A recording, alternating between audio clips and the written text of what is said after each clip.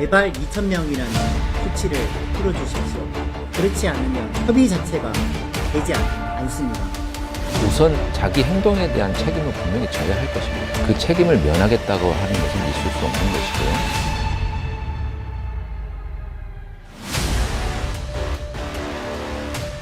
불안하죠. 지금 예정도 있잖아요. 피해를 보는 건 아픈 국민들이에요. 아파질 국민들이.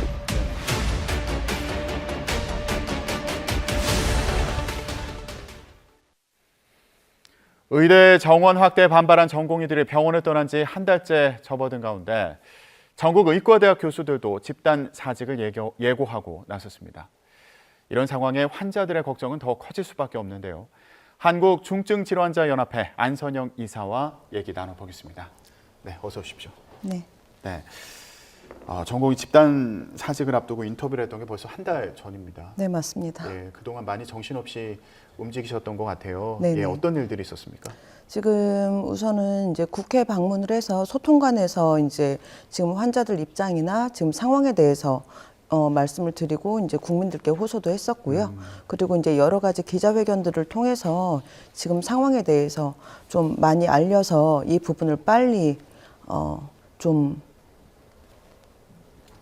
정리할 수 있도록 노력하고 있었습니다. 예. 자, 지금 빨리 상황이 정상화되기를 바라고 그렇습니다. 바쁘게 움직이셨는데 아직까지 뭐 진척된 부분이 없습니다. 네. 전국 의과대학 교수들도 25일부터 사직서를 내고 병원을 떠나겠다는 입장을 밝혔습니다.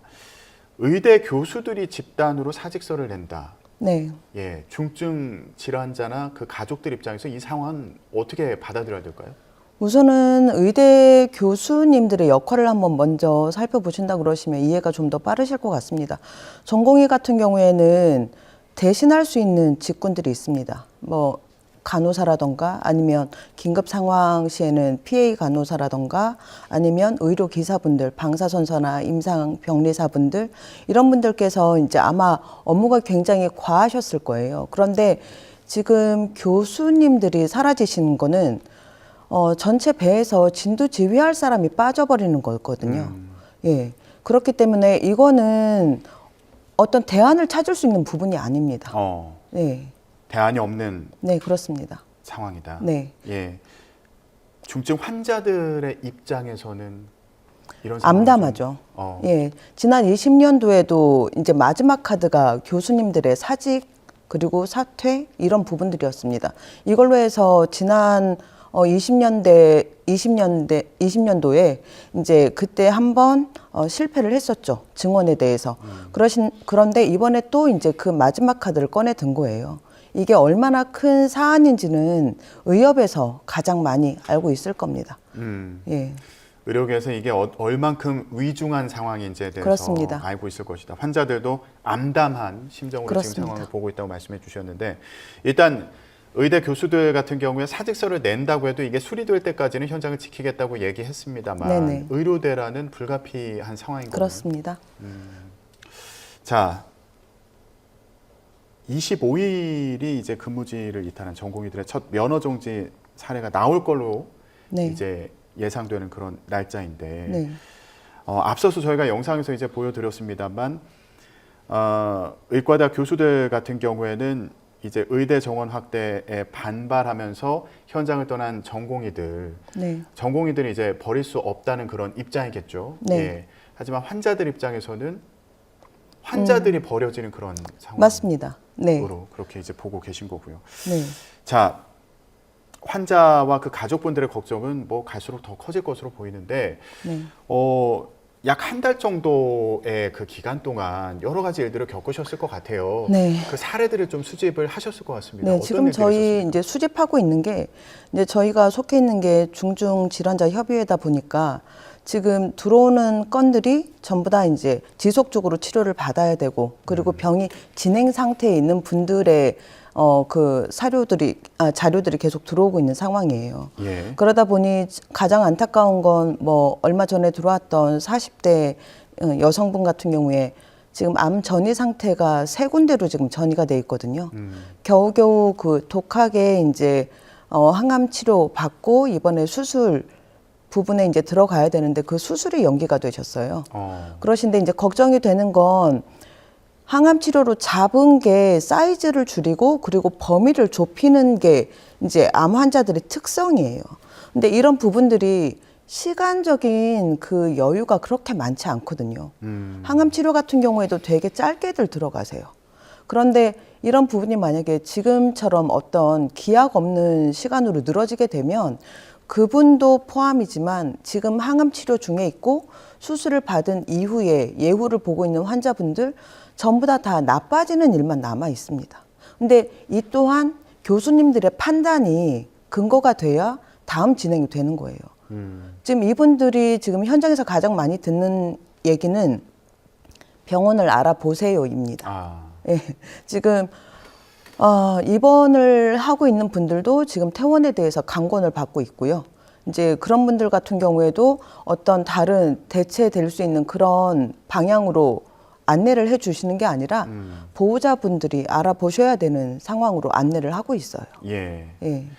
암 환자분들의 항암 치료라든가 수술은 대학병원에서 네. 주로 이루어지는 거죠? 빅5에서 거의 이루어진다고 보시면 됩니다. 그러다 보니까 의과대학 교수들이 만약에 사직서를 내고 현장을 떠나게 된다면 이분들은 정말 지금 네. 대안을 찾기가 힘든 그런 상황이에요. 선장 없는 배에 탄 거예요. 음. 예, 어디로 갈지 모릅니다. 이거는 그 예후라던가 이런 부분에 대해서 교수님들에 대해서 믿고 의존하는 게 거의 100%라고 보시면 되세요. 환자가 스스로를 수술할 수는 없지 않습니까? 그런데 지금 앞에서 진두지휘하셔야 될 분들이 지금 후배 의사들을 위해서 그들의 이권 그리고 의견 이걸 지켜주기 위해서 환자들의 목숨을 대가로 치르겠다고 지금 나가신 거예요. 의대 교수님들께서 후배들한테 가르쳐야 될 게 업권에 대한 그 권리 주장만 있을까요? 환자에 대한 예우도 있습니다. 어느 직종, 어느 직업이 인수인계라는 작업이 없이 아니면 자기 하는 업무에 대해서 최소한의 책임도 지지 않고 사라질 수 있습니까? 지금 이거를 지금 우리나라 의협에서 하고 있는 겁니다. 그리고 그거를 지금 강대강으로 밀어붙이고 있는 게 또 정부예요. 네. 예. 암 환자분들 같은 경우에 지금 네. 항암 치료가 정말 하루가 다르게 네. 중요한 상황일 텐데 암 환자분들 같은 경우는 하루하루를 지금 어떤 심정으로 보내고 계신가요? 그냥 기도하는 심정이라고 그냥 일축해서 말씀드릴 수 있을 것 같고요. 그리고 지금 뭐 사기에 접어들었던 분들 같은 경우에는 포기하시는 상황들도 있습니다. 지금, 포기하신다는? 네. 그러니까 치료나 이런 부분에 대해서 왜냐하면 지금 벌써 한 달이면 앞에 지금 대기돼 있는 환자들 수만 하더라도 내 순서가 올까라는 고민들을 하시거든요. 그러니까 이제 사기 그리고 뭐 이런 경우들이 있지 않습니까? 항암 치료 받지 않게 되면 여명, 수명이 뭐 어느 정도라고 얘기 들으셨던 분들께서는 이제 포기하시는 상황에 가시는 거예요. 네. 그런데 지금 그걸 누가 해줄지 알 수 없는 네, 그렇습니다. 그런 상황이시군요. 지금 저희가 사례에 대해서도 얘기를 해봤는데 네. 혹시 또 소개해 주실 사례가 있을까요? 그런 좀 어려운 상황에 처하신 환자분 지금 이제 거의 1년 가까이에서 이제 검사와 치료 받으시고 사이즈를 줄이시고 이제 그런 다음에 입원 소식을 듣고 지금 2차 다른 병원에 가서 다시 이제 힘들게 병원을 알아내서 이제 수술 일정을 겨우겨우 받으신 분이 수술 취소가 되셨어요. 수술이 안 된다고. 이게 다른 곳으로 또 전이가 되어 계셔서 수술이 안 되신 상황이 있습니다. 예. 근데 이 기간이 한 15일 정도 만에 벌어진 일이에요. 그러니까 만약에 이 의료 이 대란이 없었다 그러면 지금 아마도 한 15일 정도 전에 이제 수술을 받으실 수 있던 케이스가 지금 겨우 병원을 다시 찾아서 검사를 하니 지금 상황에선 또 수술이 안 되는 겁니다. 예. 네, 그런 경우들도 있습니다. 연합회에서 기자회견에서도 이런 사례를 공개를 하셨는데 네. 정부에서도 그 신고를 받는 지원센터를 운영한다고 하는데 지금 연합회에서 직접 사례를 공개하신 특별한 배경이 있을까요? 지금 1,500건 정도의 그 사례가 접수된 걸로 알고 있습니다. 그런데 이게 공개되고 있지 않아요.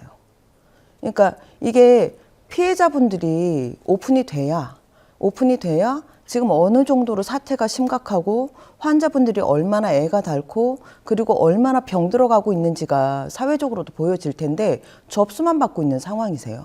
그래서 최소한 협회 차원에서는 환자분들께서 어려운 본인들의 이야기를 전해주셨기 때문에 이 부분에 대해서는 말씀을 드려서 국민들의 동의를 좀 구하고 그리고 도움을 요청드리는 의미에서 이제 저희가 오픈을 하고 있는 겁니다. 예. 일단 지금 상황을 보면요. 네. 정부에서는 상급 종합병원의 군의관과 또 공보위들을 파견하지 않았습니까? 네. 예. 요 상황이 그 전공의들이 비운 현장을 메우는데 좀 도움이 되는지 이것도 궁금한데 환자분들 입장에서 어떻게 보고 계세요? 우선은 중증 환자나 아니면 긴급 상황의 환자들 같은 경우에는 반드시 전문의가 필요하고 교수의 협진이 필요합니다. 같은 팀워크니까요. 예. 이게 그분들께서 지금 공보위 분들이나 아니면 군의관 분들이 비전문가라고 말씀드리는 게 아니에요. 접할 수 있는 상황의 경우의 수가 다르다는 말씀을 드리는 겁니다.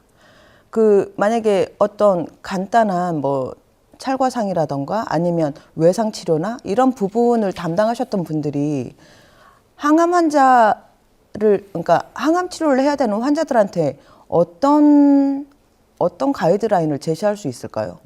네, 그러시고 지금 군의관하고 공보위들을 보면 특수 지역에 있던 분들이에요.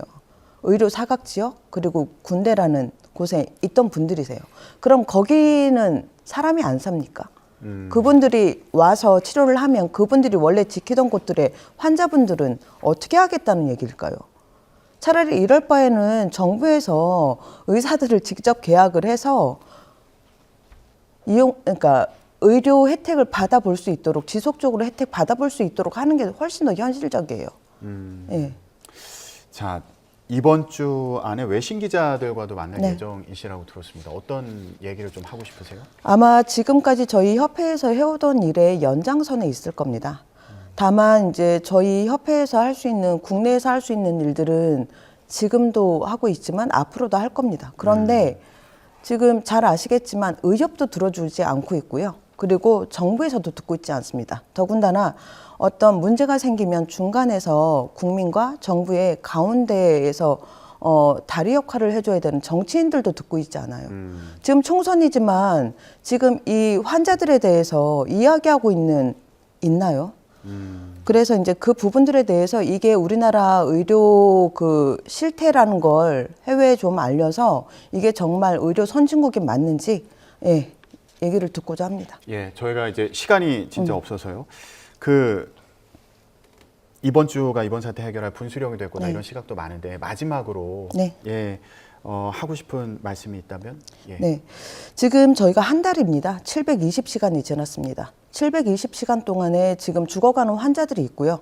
그리고 그 옆에서 애달파하고 있는 가족분들이 계십니다. 저희 협회에서는 계속 드리고 싶은 말씀은 딱 하나예요. 의사는 환자분들 곁으로 돌아가 주시고 그리고 정부는 제대로 된 의료 개혁을 원하신다고 그러시면 그거에 수반되는 내용을 가지고 얘기를 해주시길 바랍니다. 예, 네, 알겠습니다. 이상입니다. 지금 의료 대란에 대한 우려가 커지고 있는데요. 한국중증환자연합회 안선영 이사와 함께 환자분들과 그리고 가족들이 걱정하는 부분에 대해서 얘기 나눠봤습니다. 오늘 말씀 여기까지 듣겠습니다. 고맙습니다. 감사합니다.